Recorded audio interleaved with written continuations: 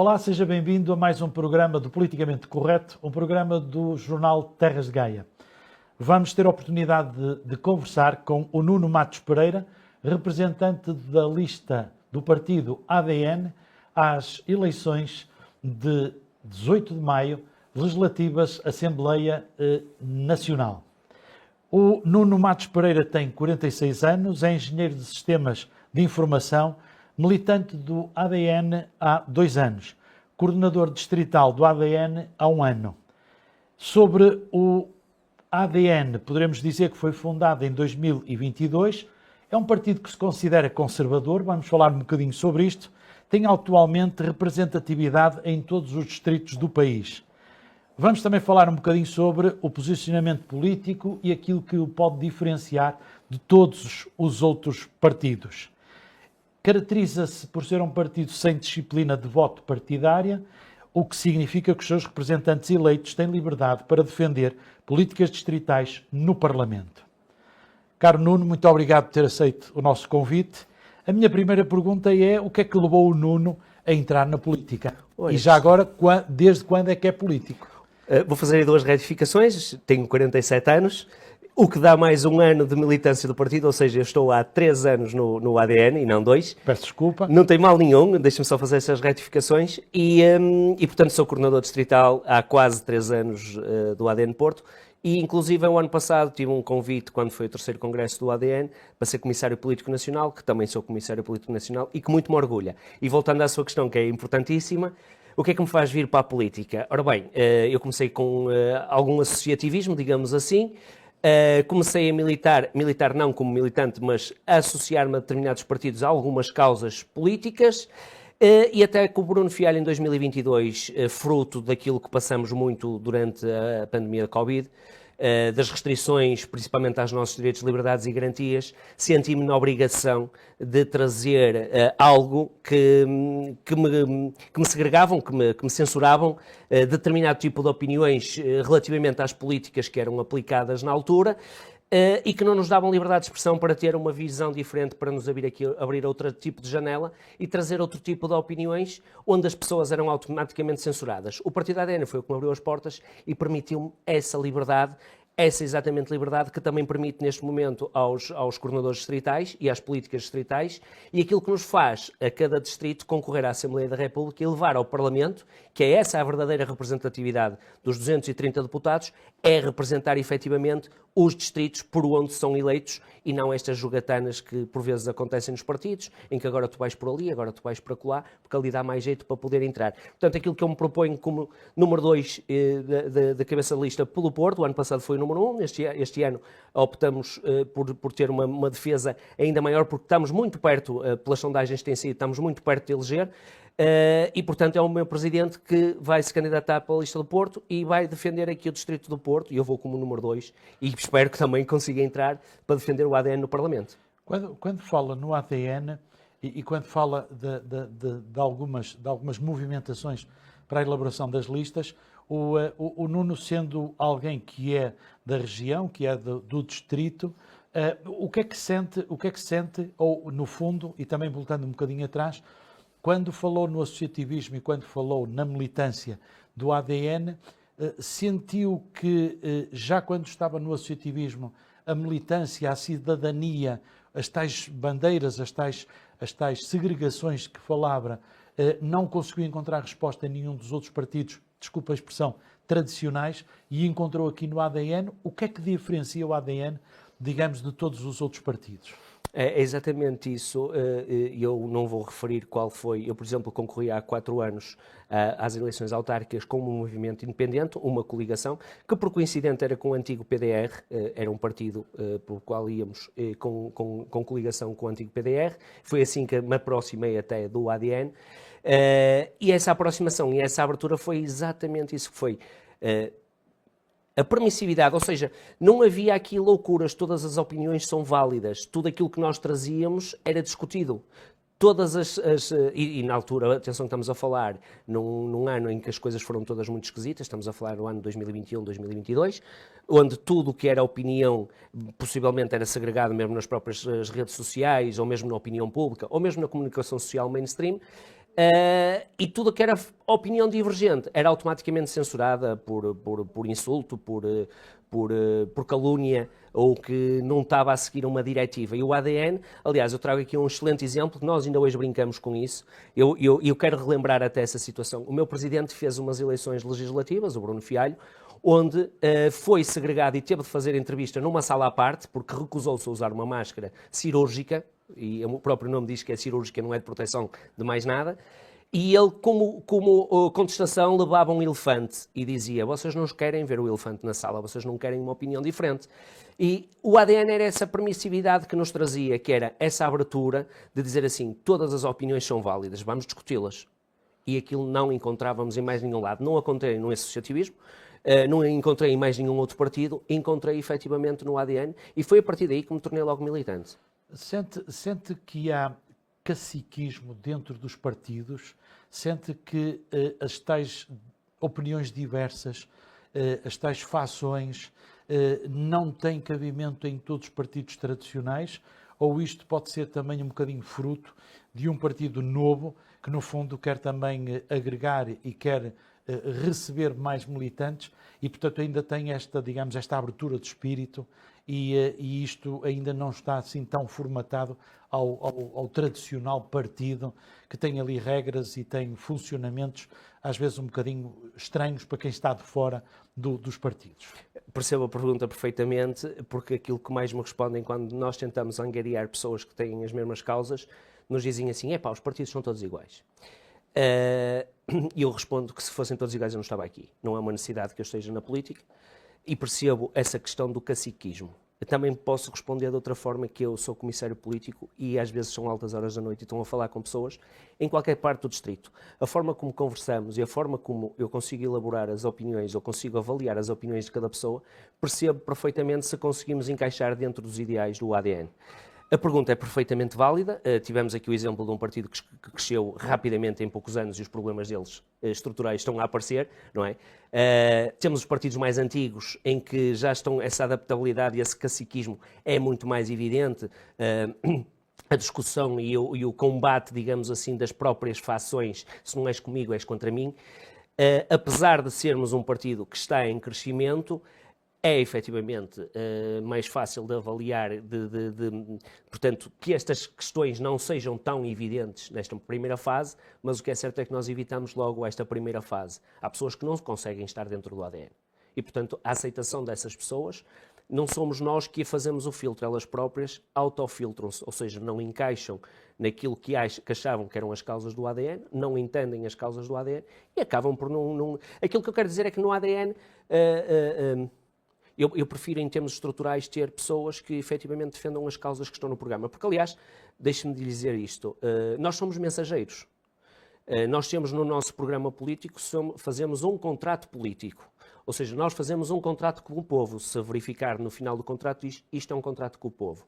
Portanto, todos nós, desde a Joana Amaral Dias, desde o Presidente Bruno Fialho, desde os coordenadores de distrito e mesmo os cabeças de lista por cada distrito que estão a concorrer, se chegarmos à Assembleia da República e não cumprimos o contrato, a primeira coisa que a gente lhes faz é uma folha. Portanto, para arrumar com o assunto, nós somos mensageiros. Nós vamos levar a mensagem do programa do ADN. Portanto, há de alguém que viole dentro do ADN o programa do ADN. Eu ia pegar exatamente por aí e eu gostava de que os nossos telespectadores pudessem perceber um bocadinho melhor e, se calhar, dando-me três principais prioridades, qual é do ADN, o que é que, no fundo, o partido pretende para implementar a partir da Assembleia da República, três prioridades que possam ser, se quiser, três bandeiras do vosso programa e que marque, não vou dizer a diferença, mas que sejam as vossas características. Olha, aquilo que mais nos preocupa mesmo neste momento é efetivamente a justiça, mas não é de agora. E o partido ADN mudou de nome há 3, 4 anos, mas as pessoas que eu vou encontrando é que verificamos que a justiça, ao longo do tempo, é um dos maiores calcanhares daqueles que nós temos em Portugal. E isto depois liga-se com tudo aquilo que está a acontecer. Aliás, as notícias são pródigas diárias quase, desde violações, desde ataques à faca, desde uma série de crimes que têm vindo a acontecer. Ainda hoje, se não me engano, em Leiria, lá para baixo para Lisboa, foi mais um miúdo assassinado. Ainda há 2 semanas tivemos um mano em Braga, dentro de um bar, que também foi assassinado. E depois há determinados partidos que dizem assim: epá, estás a ser xenófobo, homofóbico, ou coisas assim desse tipo de ataques. O Nuno não teme e o ADN não teme que, por exemplo, esse tipo de discurso que esteja muito colado àquilo que ouvimos ao Chega. Aí parece que não temos diferenças. Eu gostava de saber as diferenças do ADN. Nesse aspecto, nessa política, não vou estar aqui a diferenciar porque não são muito diferentes. Repare, relativamente às imigrações e daquilo que depois que aconteceu desde a geringonça em 2017, em que basta ter manifestamente o interesse de manifestação de interesses de entrar em Portugal, ou seja, já nem precisa de contrato de trabalho, não há ninguém que se responsabilize, nem ninguém que controle se efetivamente quem está a entrar. Aliás, este suposto assassino do Manu em Braga, pelos vistos, já tinha crimes nos Estados Unidos. Portanto, não há nenhum tipo de controle. Nós podemos ter aqui o Boko Haram, a Al-Qaeda, etc., os talibãs, que ainda há 10 anos atrás nós tínhamos medo, aliás, desde o atentado em 2003 que aconteceu em Espanha, quando foi com aquelas bombas na via férrea, na estação em Madrid. Portanto, nós andamos quase estes últimos 20 anos, desde 2013 até 2015, andamos estes 20 anos a defender-nos de determinadas etnias ou determinadas fações, não quero dizer etnias, quero dizer determinadas fações criminosas nos próprios países de origem. E a partir de determinada altura, desde quando é que isto passou a acontecer? 2017, quando entrou a geringonça e fez os acordos das tais manifestações de interesses. Repare, este último fim de semana deu uma reportagem na NAU, por exemplo, em que eles dormem e repare, nós somos um partido humanista, mas como é que um partido humanista olha quando temos um cabeleireiro em que as pessoas abrem um alçapão e vivem mais 20 pessoas lá dentro em regime de cama quente? Ou seja, saem 20 e entram 20 em rotatividade. Aquilo que nós apelamos no nosso programa, e se puder verificar, é que nós dizemos assim: se houver um empresário com interesses, porque depois entramos aqui nesta fase, que é os empresários que estão a explorar esta mão de obra barata, esta mão de obra escrava, e que estão a depauperar a economia a nível nacional. E se me permitir... Concorda que a esse nível, já que estamos no tema da imigração, concorda que este acordo que o Governo fez com as associações, com as entidades patronais, pode ser um princípio dessa tal regulação que não existiu nos últimos anos? Em que as próprias associações têm que fazer esse tipo de trabalho, esse tipo de verificação? Ou acha que ainda não é suficiente isso? E eu tenho aqui algum receio que o próprio tráfego passe para as institucionalizações. Ou seja, a própria legalização permite ao tráfego. Ou seja, se reparar, houve aqui um grande interesse, por exemplo, da Ordem dos Advogados em ajudar, entre aspas, a AIMA, o antigo CEF. Nós não queremos aqui esse tipo de ajudas. Nós queremos é que quem vier para cá, alguém tem que se responsabilizar por eles. Ou seja, se um imigrante chega cá a Portugal, tem que vir através de um empresário que precisa de um trabalhador. Mas se esse empresário precisa de um trabalhador, precisa de lhe dar uma segurança social por 12 meses. Porque ele não pode chegar aqui e usufruir tudo aquilo que nós já cá temos, que andamos a pagar durante anos e andamos a depauperar os nossos idosos, descontaram N de tempo para estas contribuições. Portanto, tem que haver aqui uma responsabilização do próprio empresário. O ADN não ataca de forma a dizer, epá, eles vão ser explorados. Não. Têm que ser responsabilizados em termos empresariais.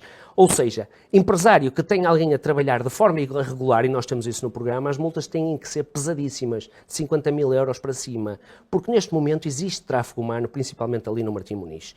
Não se consegue perceber como é que determinadas lojas de souvenirs e de porta-chaves e de cabeleireiros, digamos assim, que custam de aluguer só as próprias lojas 15 mil euros, em que não se vendam porta-chaves durante todo o dia, como é que aquilo se sustenta? Aquilo sustenta-se numa roda económica de entrada de imigrantes ilegais que estão a entrar em Portugal e estão a fugir para a Europa. Eles não estão a ficar aqui.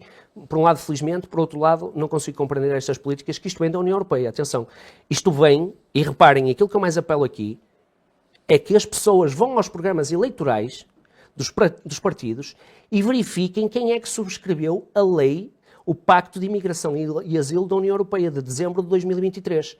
E a maior parte dos partidos que lá estão no Parlamento, eu não vou referir quais são, vou deixar isto à curiosidade dos nossos ouvintes, a maior parte dos partidos que estão na Assembleia da República subscreveram o Pacto de Imigrações e Asilo da União Europeia.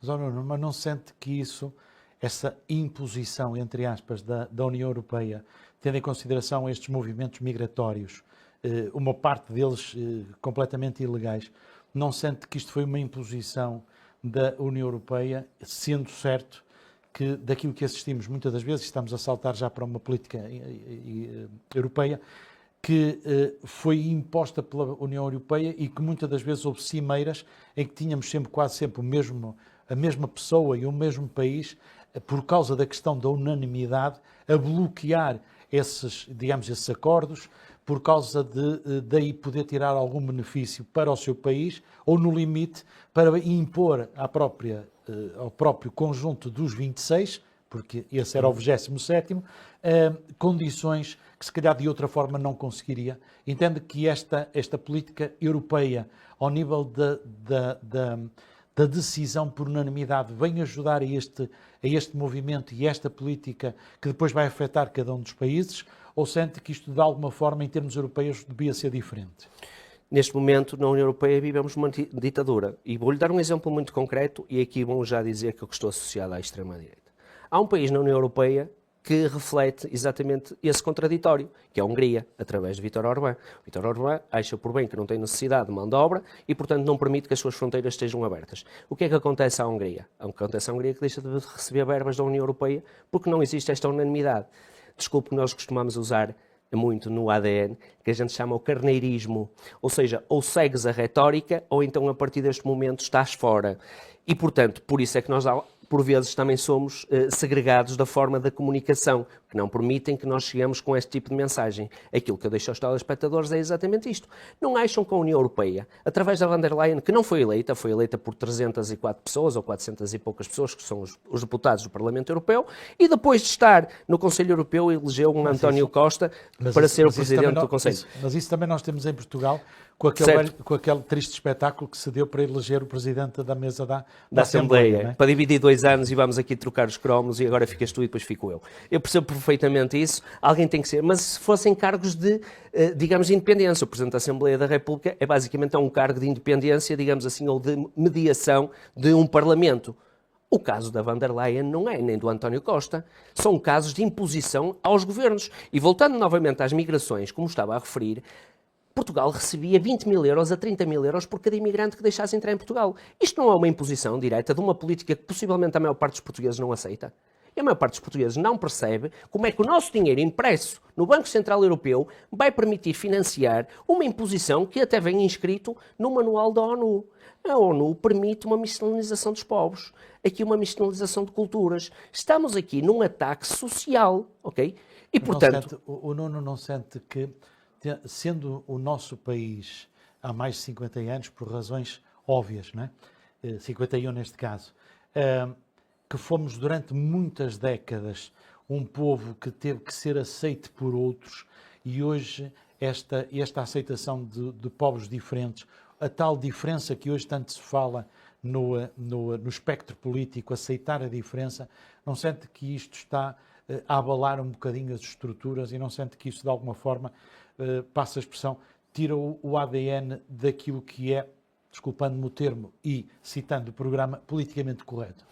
É politicamente incorreto, assumo, porque não é o que apanha as maiorias da opinião. Mas se me permitir explicar num espaço de 60 segundos, repare o que é que isto está a acontecer. Nós não somos contra a imigração, nós somos contra a imigração ilegal e o tráfego humano e a exploração que empresários estão a fazer para tirar dividendos. Ainda ontem tive conhecimento em restaurantes no Porto, que não vou referir aqui nomes, mas as coisas chegarão às entidades competentes e eles possivelmente receberão as respectivas multas, em que há funcionários a ganhar 600 euros. E repare, quando me dizem a mim que o português não quer trabalhar, eu fico extremamente chateado. Eu sou dos portugueses e fico chateado. Porquê? Porque a taxa de desemprego jovem, entre os 16 e os 22 anos, portanto, dados do Banco de Portugal, do primeiro trimestre, está a rondar os 22%. E eu pergunto, como é que nós conseguimos arranjar um empregado de mesa com 20 anos, que queira começar a trabalhar agora, e que lhe digam que vai receber 800 euros, ou 840 disse 16, euros. Queria dizer 18, presumo. Não, 16. Por causa da autorização dos pais. Porque a partir do momento que começam a trabalhar, passam a entrar no mercado normal de trabalho, passam a contar, portanto, entre os 16 e os 24. E temos uma taxa de desemprego de 22%. Pior é que temos esta taxa de desemprego de 22%, são os que ficam cá. porque os que imigram e vão trabalhar também estão fora desta taxa. Portanto, imaginemos que neste momento, entre os 16 e os 24 anos, podemos estar a falar de 30% dos jovens ou que estão desempregados ou que têm que emigrar. E, portanto, se houver aqui uma descapitalização do mercado económico, onde há uma desvalorização e um aproveitamento dos próprios empresários a ter mão de obra barata, nunca vão contratar portugueses. Nuno, esse é o diagnóstico que eu julgo que muitos de nós fazemos, até pela leitura da fonte que citou do Banco de Portugal. Qual é a solução apresentada pelo ADN? A solução que trazemos no nosso programa é exatamente que tem que haver aqui uma igualdade e uma fiscalização. E tem que haver uma responsabilização. Antes de 2017, eu se precisasse de um eletricista, de um pistoleiro, que tivesse de contratar lá fora, porque, pelos vistos também em Portugal, cada vez mais, estes trabalhos técnicos foram depauperados, isto fruto do investimento na educação, porque acabaram com as escolas profissionais e, portanto, neste momento é difícil me encontrar um eletricista com 20 anos, é difícil me encontrar um pistoleiro com 20 anos. E posso aconselhar os jovens que são mercados que vão dar muito dinheiro, porque efetivamente há uma falta de mão de obra. Portanto, os jovens que queiram trabalhar nessas profissões, acho que devem encaminhar-se para isso. Mas aquilo que eu queria referir é que esta igualdade e exigência empresarial, ou seja, de quem vai investir, tem que pensar desta forma. Eu nunca vou buscar um barbeiro ou um eletricista à Índia que não me sabe falar português, que eu tenho que pagar pela segurança social dela ou um seguro privado durante 12 meses até ele se integrar em Portugal, que tem que pagar uma casa por ele ou dar-lhe condições de vida para ele se integrar em Portugal, e não vou permitir que ele viva num barraco ou etc. E isto acontece, atenção, há empresários em Portugal que dão condições de trabalho a imigrantes que chegam. Isto, generalizar, nunca foi boa coisa. Portanto, eu estou aqui a dar algumas especificidades e a maioria são empresários corruptos que estão-se a aproveitar deste pacto de imigrações e asilo da União Europeia e estão a explorar mão de obra barata e escrava. E estão a depauperar a nossa economia. Gostava de passar por um outro tema que é também, de alguma forma, fraturante na nossa sociedade no dia de hoje. Qual é a posição do ADN relativamente ao Serviço Nacional de Saúde, ao serviço, ao sistema? Eu às vezes tenho dúvidas se é uma coisa ou é outra, ou se são as duas. O que é que o ADN pensa sobre este tema? Primeiramente, vou até dar uma opinião pessoal minha. Acho muito triste porque ao longo da existência do SNS, que é mais antigo que a minha própria idade,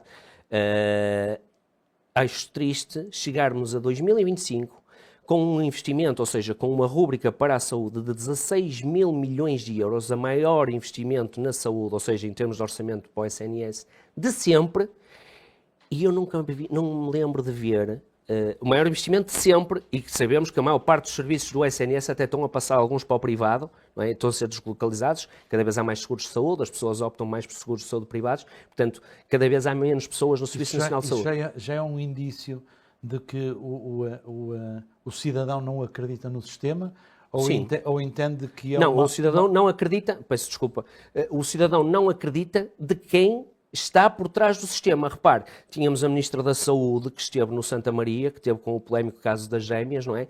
Já para não falar muitos polémicos que nós temos documentado e que não nos deixam trazer à baila, já do tempo do Covid, desde as adjudicações diretas e a forma de funcionamento de determinados hospitais, e dou um exemplo que nós falamos muitas vezes até internamente, mesmo até comparativo SNS em Portugal.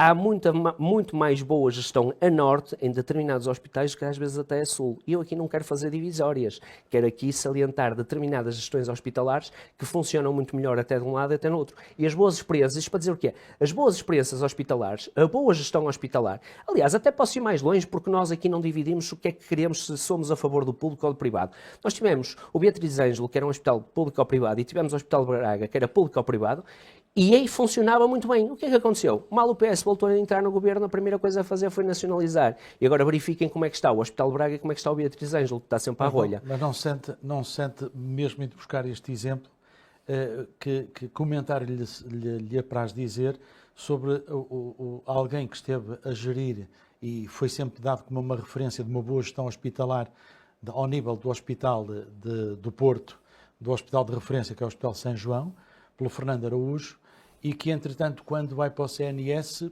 não se notou. Há mesmo esta decalagem entre Norte e Sul e os hospitais são mesmo diferentes?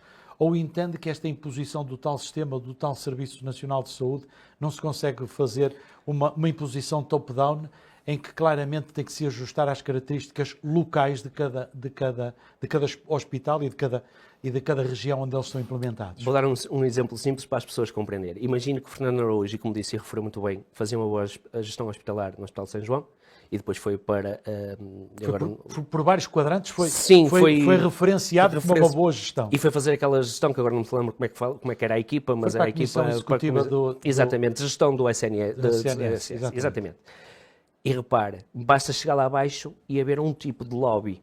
E repare uma coisa, as pessoas têm que se convencer disto e as coisas têm de ser ditas. Os lobbies dentro do SNS, e principalmente os lobbies com farmacêuticas, e já não vou entrar aqui, como muitas pessoas vão perceber, mesmo o próprio lobby na ordem dos médicos, a forma como é que nós formamos os médicos e como é que as equipas são integradas, e a resistência da forma como é que se formam as equipas, começa logo desde que eles saem das faculdades e têm que integrar as equipas hospitalares com altas notas, não é?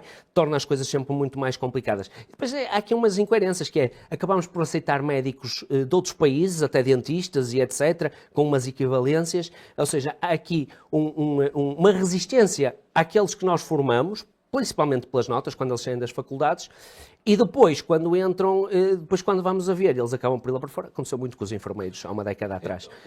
O ADN é apologista e está de acordo com esta questão da gestão das urgências aos fins de semana, que fecham umas, outras estão abertas, ou entende que o sistema devia ser outro? Isto estamos a entrar numa parte de normalização da população. A população tem que se ir habituando às coisas que vão acontecendo. Aliás, nós até temos aqui uma brincadeira, aqui fazendo uma metáfora, uma analogia aqui, mas nós rimos bastante com aquilo, uma das coisas que combatemos, e viemos a avisar que foi a parte da energia e aquilo que aconteceu na segunda-feira passada. O próprio, e deixe-me aqui só mudar um bocadinho o tema e volto já à questão que nós estávamos, a própria situação é que imposições das normas europeias, daquilo que nos chamam o net zero e as energias verdes e tudo aquilo que anda aqui à volta, eu aqui mudei a questão completamente, peço desculpa. Mas podemos falar da parte energética, que era um outro tema que eu gostava de abordar também com o ADN, se o fecho das minas, entre outras coisas, ao nível dos recursos para o país fez sentido e nos deixou dependentes de terceiros, ou se faria todo sentido continuarmos a depender de nós próprios, e se esta ideologia de demasiado verde, demasiado ecológica, não nos está, tendo nós os recursos hídricos que temos, não nos está a deixar na mão de terceiros quando nós próprios podemos ter as soluções. Às vezes olho para estes políticos, e foi isto que me trouxe para a política, olho para estes políticos que é dar-lhes fome e tira-lhes a energia e tens o povo controlado. É isto que está a acontecer. Repare, a questão que me colocou, fecharem a central do Pego, que abastecia 25% da produção nacional, a carvão é termoelétrica. Fecharem a central de Sines em 2021, se não me engano, sim, foi em 2021, que também era termoelétrica. A tapada do outeiro. A tapar. E depois, fazerem...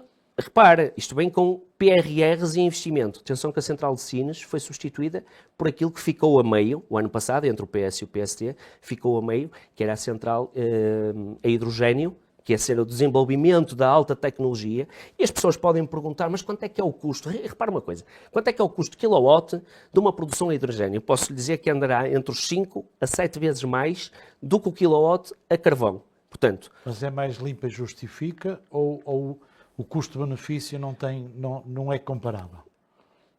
Eu julgo que primeiro as pessoas têm que se aquecer, porque senão morremos já todos e arrumamos já e deixamos o planeta verde. Portanto, as pessoas têm que ter a sua qualidade de vida. O custo daquilo que nos têm vendido, principalmente os governos socialistas nos últimos 20 anos, é que nós iríamos ter as energias cada vez mais baratas, pelos investimentos, desde o tempo do engenheiro Sócrates, não é? Que iríamos fazendo investimentos, desde as hidroelétricas, desde os painéis fotovoltaicos, os grandes investimentos das eólicas, e, portanto, nós, portugueses, investimos nisso tudo, mas o que é certo é que a nossa fatura nunca baixou. Se houver aqui alguém que diga que a fatura que baixou, eu pergunto aonde? E depois é assim, as próprias políticas erradas do que é que isto está a acontecer.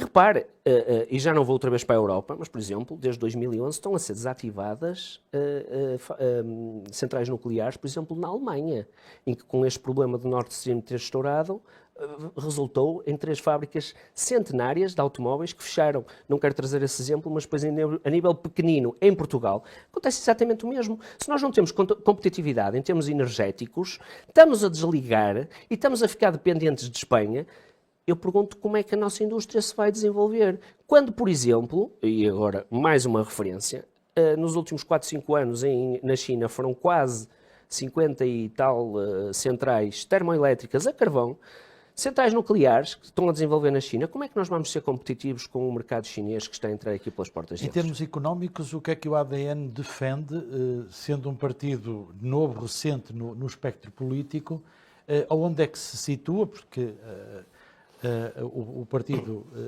tem, ou então se quiser coloco a pergunta de outra forma, eleito alguém do ADN, onde é que se vai sentar na Assembleia, em que sítio? E entre quem, porque é sempre um problema, onde se sentam alguns tipos de deputados de alguns partidos, onde é que se senta e onde é que se centra, no fundo, no político, no sistema político.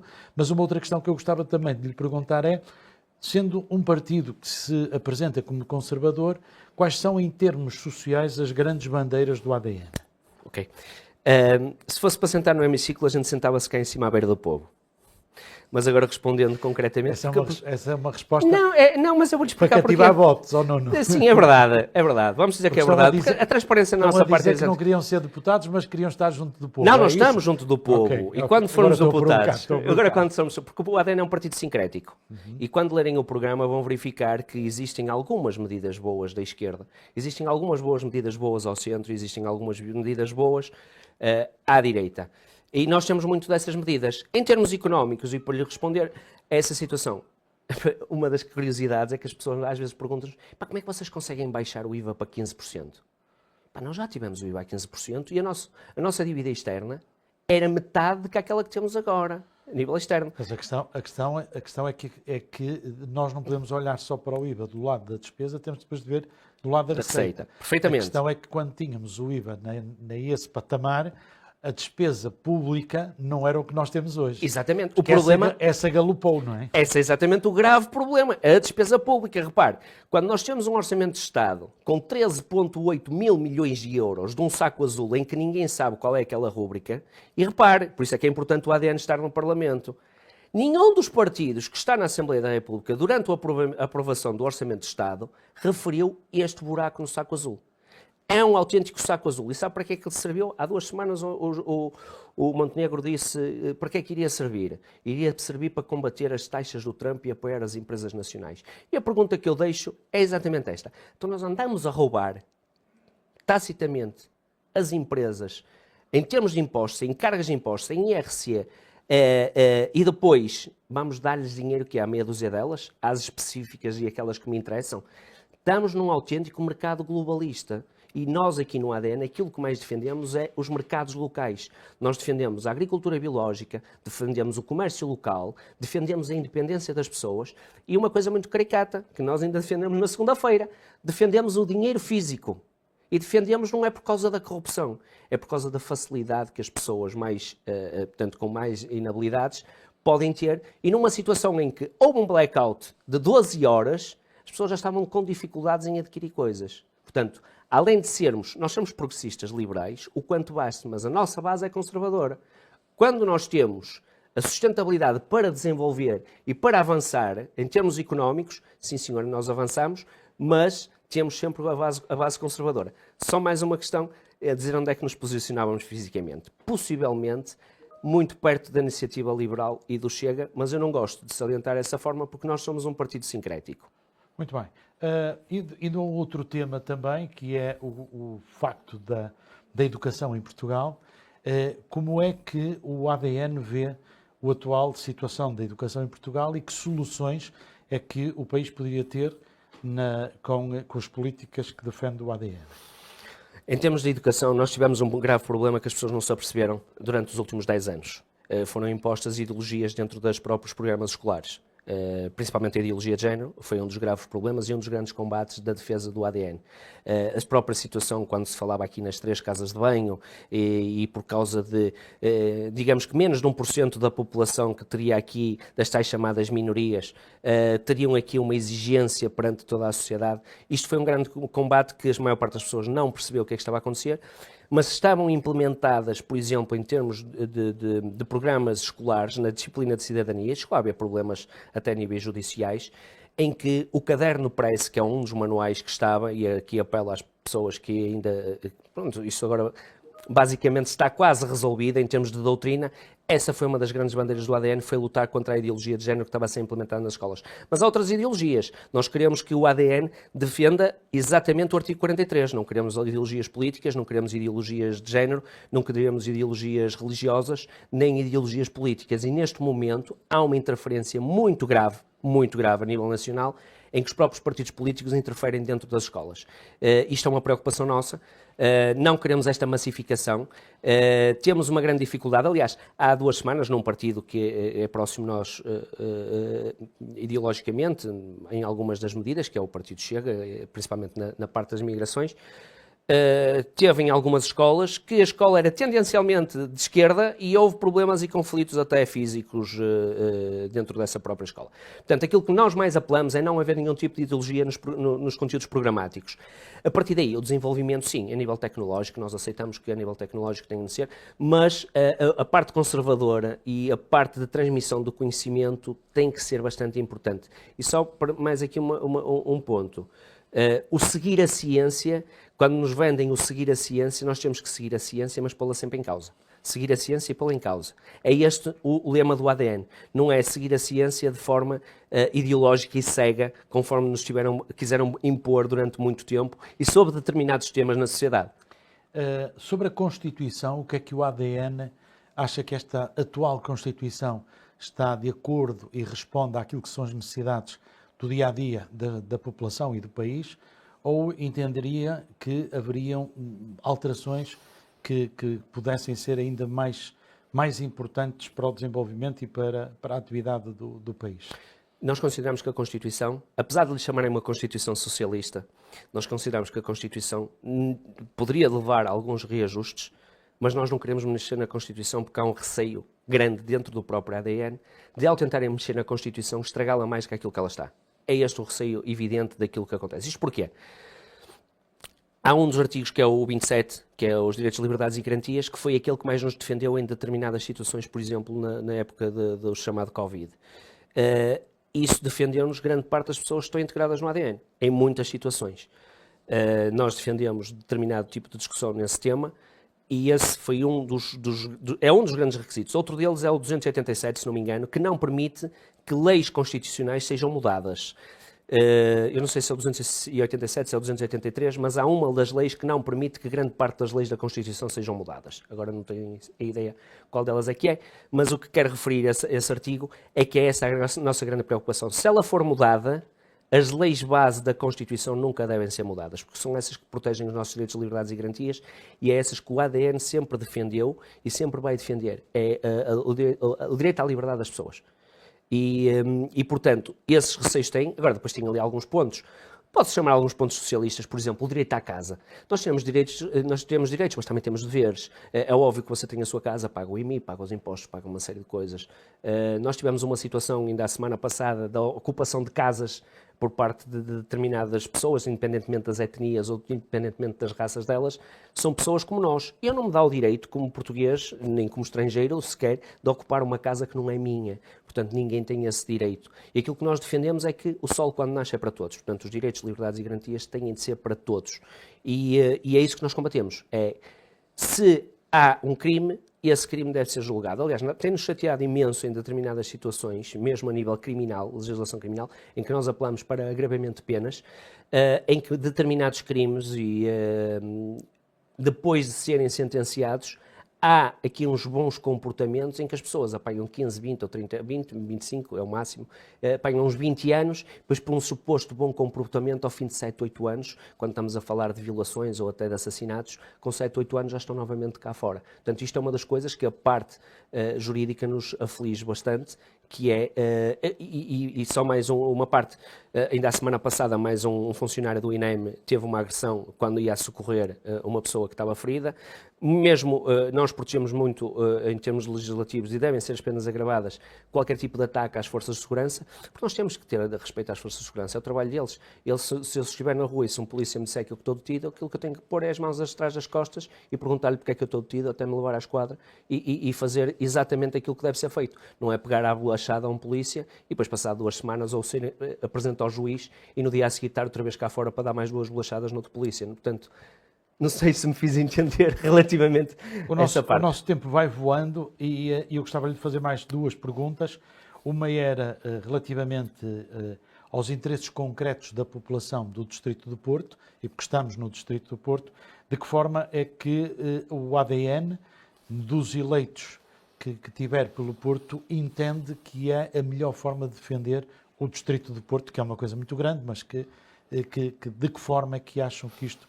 Nós temos o sistema, como falámos ao princípio, isto não há os círculos uninominais e, portanto, temos sempre muita dificuldade em saber em quem é que estamos a eleger, mas estando lá, como é que o ADN pode defender os interesses do Distrito do Porto? Como disse inicialmente, o ADN permite a liberdade de cada coordenador distrital ou cada cabeça de lista distrital, quem representar o ADN, de ter a liberdade de defender o próprio distrito.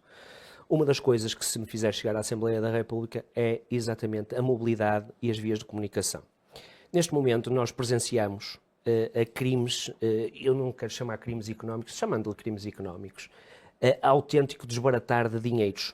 Repare, nós temos um TGV que vai sair da estação da Campanhã e que vai passar no meio da cidade de Gaia, ou seja, vai andar 2 km, um TGV, para parar em 2 estações. Quando nós temos aqui espaço em A20, onde nós estamos, digamos assim, ou Olival, ou até mais para o interior, em termos de superfície, portanto não temos de estar aqui a fazer túneis e temos muito a mesma mobilidade para um TGV poder chegar a Lisboa. O que é que eu quero dizer com isto? Expropriações, dinheiro, negócios, construção, a mim preocupa-me imenso o dinheiro que é gasto de forma em que as pessoas não têm a percepção sequer, onde ficariam muito mais bem. Portanto, em termos de funcionalidade ou de objetivo final, ficavam muito mais bem servidas com uns gastos muito menores. Dou um pequeno exemplo, e não falando aqui até de partidos, mas é uma coisa que presencio. Esta linha Rubi, por exemplo, do metro do Porto, em que abrangia, vinha pela Ponta Rábida, mais ou menos, na ponte que vai ser paralela, abrangia 2 hipermercados, o da Rábida Shopping, vinha ao Gaia Shopping, passaria por trás de uma Famude, na Madalena, passaria por trás e vinha uma POS a uma Famude. Alteraram por completo a linha Rubi, com custos astronómicos, onde basicamente desviam a linha na VL8, na Rotunda, e basicamente vem pelo meio da cidade em túnel, destruindo quase toda a zona de Santo Vídeo. Aliás, aquilo parece um estaleiro e nem sabemos quanto tempo é que aquilo vai ficar assim. Os custos da obra aumentaram exponencialmente. E aquilo não trouxe benefício nenhum em termos de estrutura de mobilidade. Onde se estivéssemos mais a sul, iríamos apanhar tanto as pessoas da Madalena, como as pessoas de Baladares, como depois as pessoas que vinham de Pedroso nas caminhonetas, onde iria ter uma POS e as pessoas iam encostar ali. E as pessoas não olham para o desenho no mapa e verificam, isto ia ser muito mais barato, ia ser muito mais vantajoso. Estes são os exemplos de mobilidade que o ADN quer em termos de estrutura para o distrito. A mobilidade é o mais importante. E porquê é que a mobilidade é o mais importante? Com os altos custos que temos agora do imobiliário, se nós tivermos mobilidade para irmos para Baião, que são zonas muito mais paradisíacas, digamos assim, para Amarante, para Marco de Canaveses, para Lousada, para uma série de concelhos do interior, as pessoas só não vão para lá morar, porquê? Porque não têm lá nada. Principalmente não têm transporte. Por exemplo, para chegar a Baião, tem que ir de comboio até Amarante e depois, sabe Deus, quando vem uma caminhoneta para chegar a Baião. Não sei se me fiz entender. Uma das grandes apostas a nível local e a nível de distrito é, efetivamente, a mobilidade. A última pergunta que lhe queria colocar era como é que o ADN pensa, estando na Assembleia da República, fazer esta ligação com os eleitos e os eleitores do Distrito do Porto? A ligação? Sim. A ligação primeiro é, aquilo que eu já faço hoje em dia. Sem estar eleito, é contactar efetivamente com o povo. Neste momento nós temos um grande núcleo a nível distrital no Porto, é um dos núcleos mais fortes também, é uma das cidades mais fortes também em termos de crescimento, mas temos uma grande ligação. Aliás, nós aqui às vezes até temos de discutir os lugares, quem é que pode ir nas carrinhas para ir a determinados eventos, mas este tipo de ligação é exatamente trazer às localidades e ouvir as pessoas. Nós tivemos uma ação de campanha, por exemplo, aqui em Irmesinde, não foi bem uma ação de campanha, foi uma situação de ocupação de um imóvel. As nossas redes sociais inundaram-se, e isto é triste dizer isto. É triste, mas é a realidade. As nossas redes sociais, em termos de mensagens privadas, inundaram-se de pedidos de ajuda. Do género, eu também tenho alguém que está a ocupar a minha casa, eu não sei como é que eu hei de tirar de lá de dentro. Eu sou atacado verbalmente e não consigo, a polícia não me consegue ajudar para tirar as pessoas. Ou seja, por vezes só o facto das pessoas terem alguém a quem as ouça, e por vezes, e temos aqui outra situação, eu encontrei muitas mensagens destas, com o aumento do preço das casas, dos alugueres, e com o aumento do imobiliário, encontrei muito bullying a pessoas que têm contratos legais, ok, de 500 euros, e onde as casas ao lado já estão a 700, 800, 900, e onde os senhorias estão a pressionar, e em que nós, às vezes, só o atender o telefone e dizer, mas qual é o seu problema? Porque o meu senhorio quer-me despejar, mas como é que está o contrato? O meu contrato está em dia, está pago, está tudo direito. E então o que é que o senhorio quer? O senhorio quer que eu dispense porque o meu contrato vai acabar para o ano e ele já me está a preparar porque vai querer que eu saia daqui para fora porque o meu contrato só vai até para o ano. Olha, mas diga uma coisa, eu tenho 2 filhas pequenas, então olha, esteja descansada. Esteja descansada, vamos ver se a gente depois consegue ajudar que você tem 2 filhas pequenas, porque isso depois também traz complexidade em termos jurídicos nos tribunais, e os senhorios também não querem problemas. Às vezes querem quem lhes faça frente, e é isso que nós temos que fazer. É ajudar as pessoas para fazerem frente a estes senhorios que são autênticos exploradores do mercado que está a existir. E aquilo que eu digo é ir às pessoas e, por vezes, ouvi-las. Basta, às vezes, só ouvi-las. Alguém que as ouça. E as câmaras têm a ter uma grande importância nisto. Nuno, numa resposta quase sim não, teme que o ADN possa, nestas eleições, vir a ser penalizado e contrariando aquilo que foi mais ou menos voz corrente, que há um ano atrás saiu, entre aspas, beneficiado com a confusão da AD com o ADN? Eu acho que isso é um pouco insultar um bocado os portugueses. Repare, nós temos PS e PSD há 50 anos e os portugueses nunca se enganaram entre o PS e o PSD.